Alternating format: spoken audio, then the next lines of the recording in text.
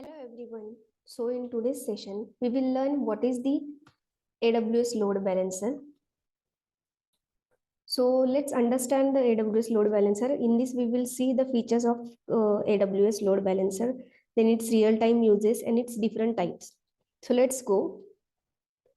So basically, load balancing distributes incoming network traffic across multiple servers to ensure no single server is overwhelmed.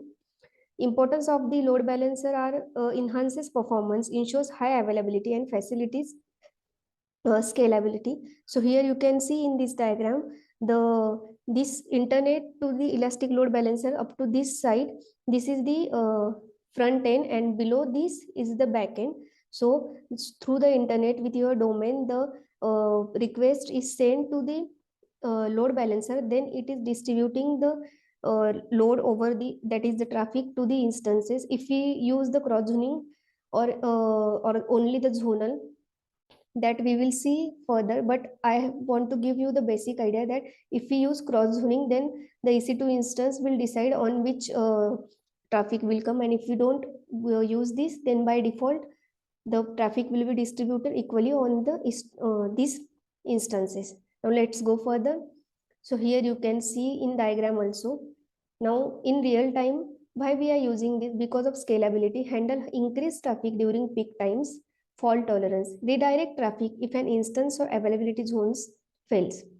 High availability ensures that applications are available and responsive. Then cost efficiency, optimize resource utilization, reducing cost. So for a for the particular time, if you are using this load balancer, then for that specific time only the cost will be generated. Now let's go further. So key features of AWS load balancer are: elastic load balancing is the AWS service for load balancing. Auto scaling dynamically adjusts the number of instances behind a load balancer.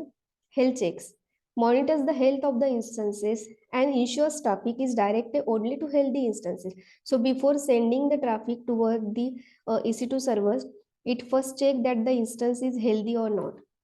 Security support the SSL and TLS for secure connection. Now let's go further.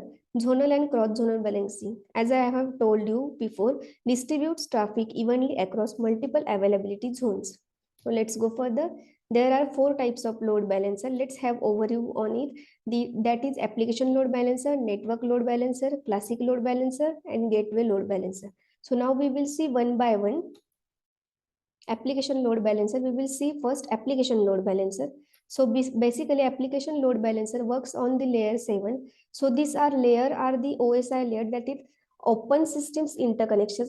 With this layer, the internet, through internet, the application or sorry your server communicate. So for application load balancer, the layer 7 is used, and it supports the HTTP and HTTP8 ports, and also supports content-based routing and host-based routing.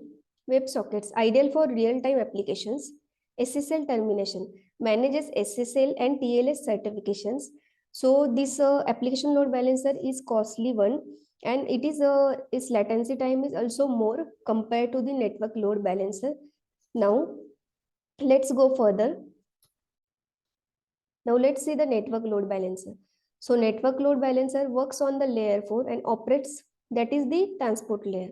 Ultra low latency, best for TCP traffic and extreme performance requirements. So in this you can see the internet, that is through client, the request is sent, and the with the IP address of the IP address of the IGW, that is, or the NLB. The client interact with the DNS of the NLB, and through it interact with the public IP, and then it go to the EC2 instance private IP. In this way the communication works. Now let's go further. Static IP addresses provides a single IP for clients. Now let's see the classic load balancer. It is the first generation, that before application and network, all the works are all the client are using this classic load balancer only. There is no distribution for the application, network, or any other type of the load balancer. So this traditional load balancer supports both HTTP and HTTP8 application. and it works on both layers, that is for the application load balancer and network load balancer. Both are included in this classic load balancer, but it has a limited features. So that's why the ALB or NLB come in the picture for the advanced functionalities.